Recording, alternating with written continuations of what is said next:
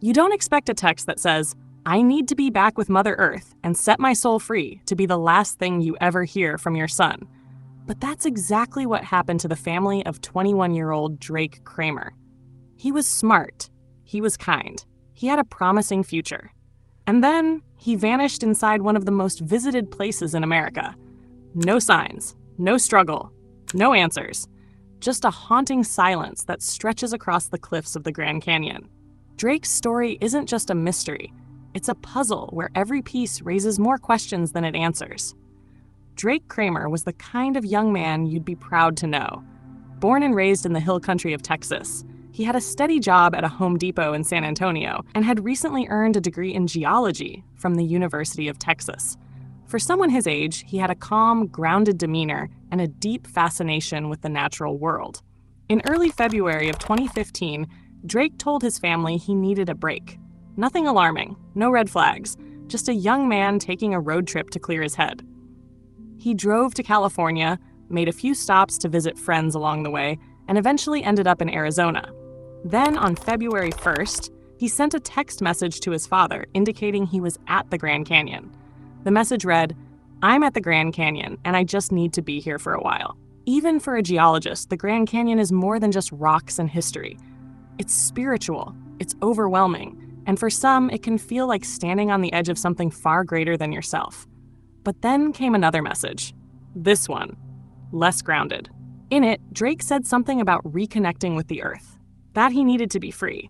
His father said it sounded unlike him. Still, there was no sign of immediate danger. That night, Drake checked into the Bright Angel Lodge, a rustic hotel located just yards from the canyon's south rim. According to lodge staff, he was polite, quiet, and alone. There was nothing out of the ordinary. The next morning, Drake's car was found parked nearby. His belongings were still in his hotel room, but Drake was gone. No one saw him leave. There were no clear signs of where he may have gone, just an open trail system that leads in all directions, some paths leading deep into the canyon, others hugging the rim. Within hours, a search began. Rangers, helicopters, tracking dogs, all combing the South Rim area for signs of Drake. His face was posted on flyers, trailheads, and shared across social media. But day after day, there was nothing. No scent trail, no clothing, no phone, not even a footprint. What made things more complicated was the nature of Drake's last texts. They were spiritual, even poetic, but also vaguely troubling. One message read, "I love you," followed by, "I need to be back with Mother Earth and set my soul free." Naturally, some feared the worst, that Drake may have taken his own life. But those who knew him best, including his father and closest friends, weren't convinced. He wasn't struggling with mental health issues, they said. He hadn't expressed any desire to disappear or harm himself. He had plans, goals, a future. And then, the trail got stranger.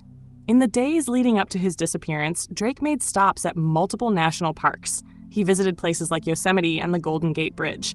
Friends he saw along the way described him as thoughtful, maybe even contemplative, but not distraught. Why then would someone on a seemingly peaceful road trip end up vanishing inside one of the most heavily monitored natural sites in the country? The Grand Canyon is not a place for mistakes. The terrain is brutal. Weather can shift rapidly. And once you leave the marked paths, you're in a different world entirely. And yet, there was no evidence that Drake even left the paved trail. No one witnessed him descend into the canyon. Cameras near the rim showed no sign of him after his check-in. As days turned into weeks, search operations scaled back. But the questions only grew louder. Some believe Drake may have intentionally gone off-grid, perhaps choosing to live quietly away from society. But with no sightings, no financial activity, and no communication in nearly a decade, that theory wears thin. Others point to the spiritual tone of his messages. Could he have joined some kind of off-the-grid community? Or was he pulled toward something else entirely? Something he didn't have words for? And then there are those who wonder if something happened to him that we simply can't explain. The Grand Canyon is home to dozens of unsolved disappearances, cases of people vanishing without a trace in broad daylight. There are local legends, too, of caves, of hidden passageways, even of strange lights and sudden disorientation. While it's easy to dismiss such things as folklore, The reality is that Drake Kramer is not the only young man who has disappeared in this area under mysterious circumstances. But here's where it gets even more unsettling. There were no signs of foul play, no distress calls, no known enemies, no romantic troubles. His car was parked, his room untouched, and not one person saw or heard him after February 1st, 2015. So where did he go? Some suggest he may have simply fallen, slipped off the rim and into the canyon's vast, unforgiving depths. But even that theory raises questions. Helicopters scoured the area for days. There was no evidence, no torn clothing, no disturbed brush, no gear, no body. Others believe he may have staged his disappearance. But again, why? There was no sign he was running from anything. In fact, all signs point to a young man who was drawn toward something, not away from it. Today, Drake's family continues to hold out hope. His father has returned to the canyon multiple times, sometimes just to walk the rim, to feel close to where his son last stood. And in moments like those, the weight of it all becomes almost unbearable. A parent staring out over a canyon that holds no answers, just echoes. If Drake is still out there, somewhere, then he has chosen a life that none of us can truly understand. If he isn't, then his absence remains one of the canyon's most haunting mysteries. The Grand Canyon is a place where time bends, where history feels alive, and where silence speaks louder than words. And in that silence, the question lingers. What happened to Drake Kramer? Let us know your thoughts below. Do you think he truly planned to disappear? Or was something else at work that day? And if you know of other disappearances in the Grand Canyon that deserve to be told, share them. Because sometimes keeping their stories alive is the only way they might one day return.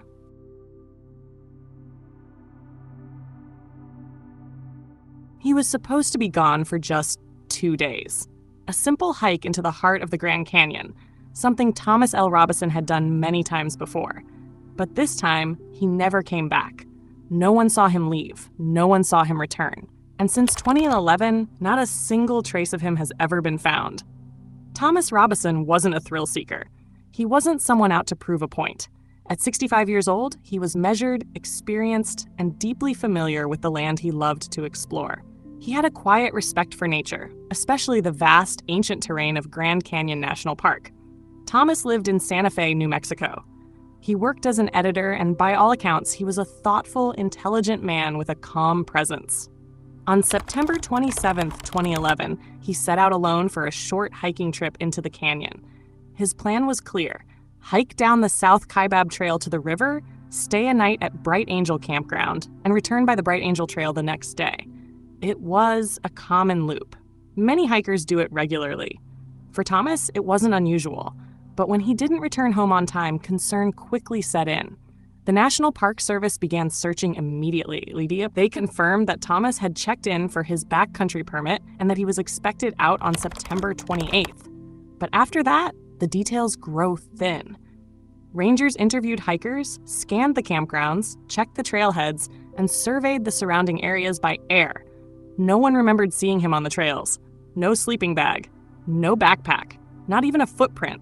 It was as if he had simply vanished. And that's where this story turns from a routine hiking trip into a quiet, lingering mystery.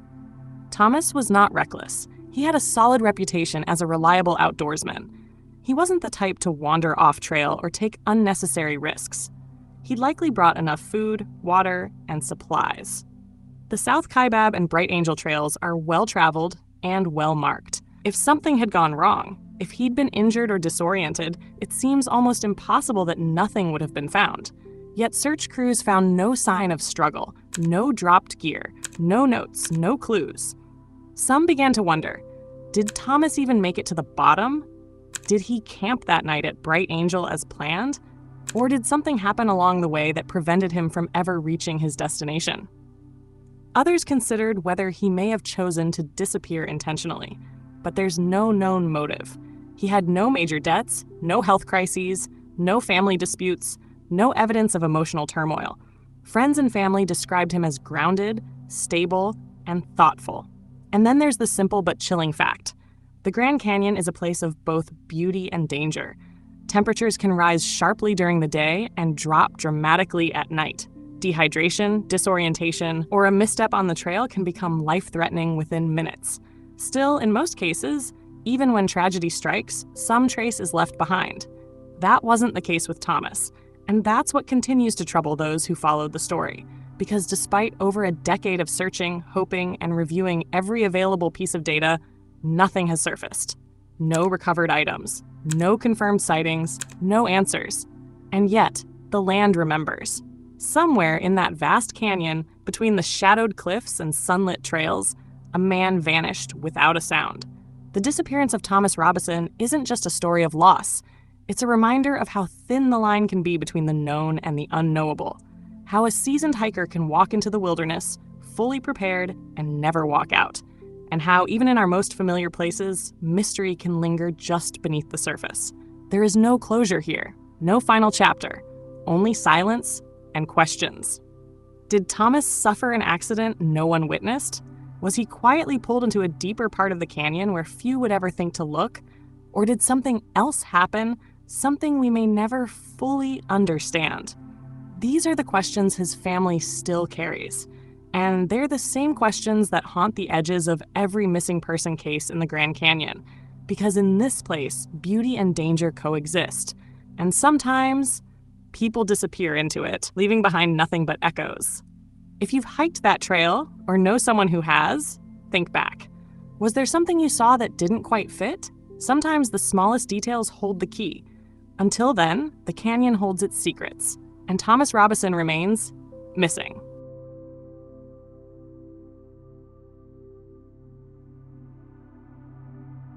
She left behind nothing but a rental car, and a silence that still hasn't been broken. On a quiet summer morning in 2006, 21-year-old Taehee Kim arrived at Grand Canyon National Park. She was traveling alone, and she was never seen again. Taehee Kim wasn't a thrill seeker. She wasn't an experienced hiker or backcountry adventurer. She was a college student from South Korea, studying abroad in the United States. That summer, she had set out on a solo journey through the American Southwest, visiting scenic landmarks, taking in the landscape, and, as many travelers do, eventually arriving at the Grand Canyon. On June 14, 2006, her rental car was discovered at Yaqui Point, a popular overlook on the South Rim. Park officials assumed she was hiking nearby. But by the next day, the car was still there, unclaimed, unmoved. That's when the search began. The South Rim is filled with marked trails and designated viewpoints. But it's also a vast, rugged wilderness where a person can vanish in moments. Rangers and volunteers scoured the trails around Yaqui Point. Helicopters flew overhead. Ground teams used dogs and covered miles of terrain. But there was no trace of Taehee. No backpack, no shoes, no cell phone, nothing. And there was something even more concerning. No backcountry permit had been issued in her name, which meant she either hadn't planned to hike into the canyon at all, or she had done so without telling anyone. Why she chose to visit the Grand Canyon alone remains unclear. Her family in South Korea was devastated. They described her as independent, bright, and deeply curious about the world. There were no signs that she had intended to disappear. No personal or academic struggles. No known mental health concerns. Just a young woman on a trip that should have been memorable. Not final. So what happened? Some believe she may have wandered too close to the edge and fallen. Others suggest she may have attempted an unmarked descent into the canyon, one that quickly overwhelmed her. But with no remains, no belongings, and no definitive evidence, every theory feels incomplete. The Grand Canyon can be deceptive. It draws you in with its beauty, but it punishes even the smallest missteps. Temperatures swing wildly. Terrain shifts quickly. One wrong turn can be all it takes. And yet, for someone to disappear completely, that's something else. Taehee Kim has never been found. Her case, like too many others in the park's history, remains open and unsolved. It leaves behind a quiet ache, a sense that something is missing, not just in the canyon, but in the lives of those still waiting for answers. Did she fall? Did she get lost trying to see something just out of reach? Or is the truth something we haven't even considered? To this day, her story stands as a solemn reminder. In places as vast and untamed as the Grand Canyon, even a single step can lead to a mystery that never finds its end.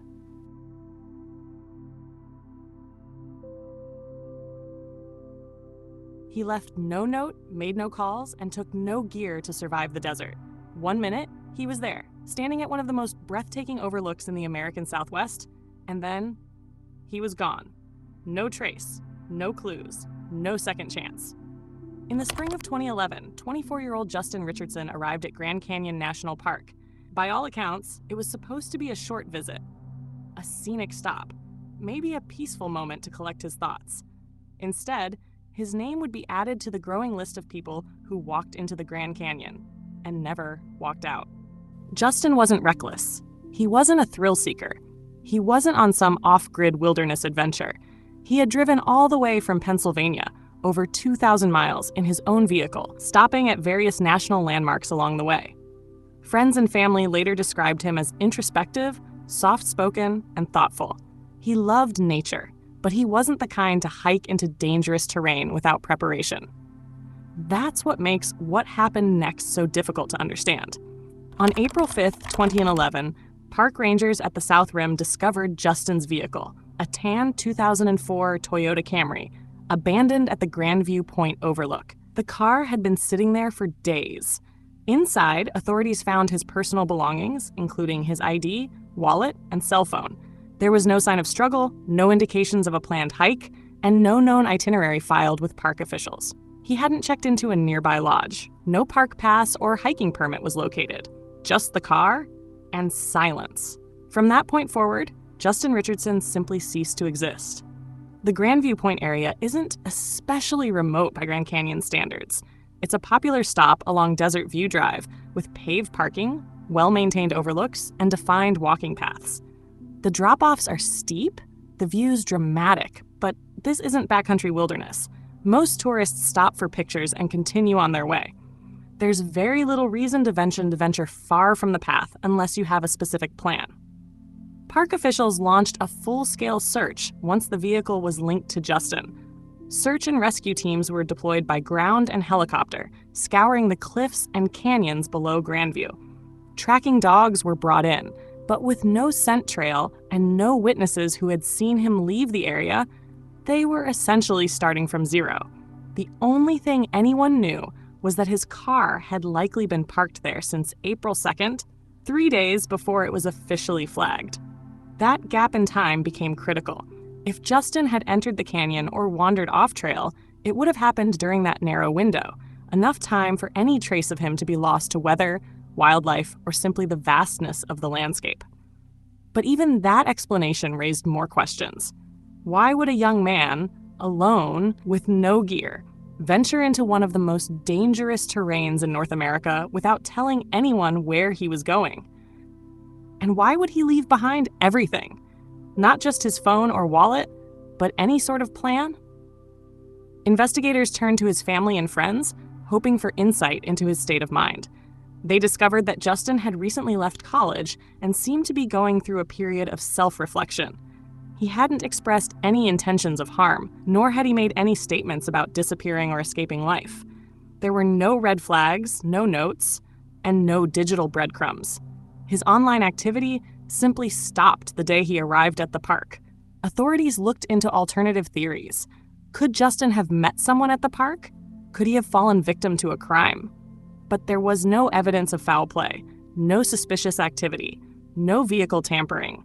No security footage from nearby facilities showed anything unusual. Then came the harder questions. Could he have chosen to vanish intentionally? The Grand Canyon has long attracted people seeking spiritual escape, reinvention, or solitude. Some come for a fresh start. Others come for something darker. But again, nothing about Justin pointed in that direction. His family, devastated and confused, maintained hope that he might have simply gotten lost or disoriented. They described him as sensitive, deeply kind, and not someone who would have left loved ones behind without a word. What made things even more perplexing was the total lack of physical evidence.